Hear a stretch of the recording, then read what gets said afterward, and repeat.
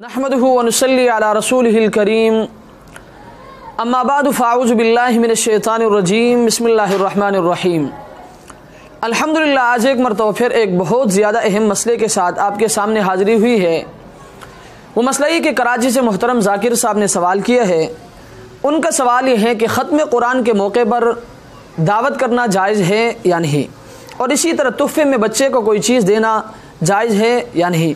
उनका कहना है कि हमारे यहाँ मुआशरे में जब कोई बच्चा कुरान ख़त्म करता है तो इस ख़त्म कुरान की खुशी में आमीन कराई जाती है, जिसमें रिश्तेदारों को और दोस्त अहबाब वगैरह को बुलाया जाता है और उनको खाना खिलाया जाता है। इसी तरह बच्चे को तोहफ़े में कोई चीज़ पेश की जाती है। तो अज़रूए शरीयत इसका क्या हुक्म है, आया इस्लाम में इस चीज़ की इजाज़त है या नहीं। तो याद रखिए, ख़त्म कुरान की खुशी में खाना खिलाने में कोई हर्ज नहीं है। हज़रत उमर रज़ी अल्लाह ताला अन्हु ने जब सूरह बकरा ख़त्म की थी तो आपने ऊँट ज़बह किया था।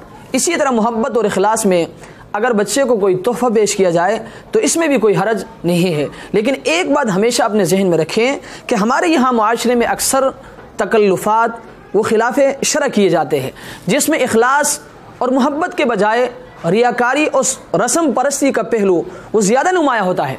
इसलिए अगर कोई शख्स इन चीज़ों से अपने आप को दूर रखते हुए, इन चीज़ों से अपने आप को बचाते हुए, इखलास और मोहब्बत के साथ और रियाकारी से बचते हुए इन चीज़ों को सरअंजाम देता है तो इसमें कोई हरज नहीं है, बल्कि जायज़ हैं और दुरुस्त हैं और बेहतर हैं और करना भी चाहिए। अल्लाह तबारक व तआला हमें इस मसले को समझने की तौफीक अता फरमाए। व आखिरु दावाना अनिल हम्दुलिल्लाहि रब्बिल आलमीन।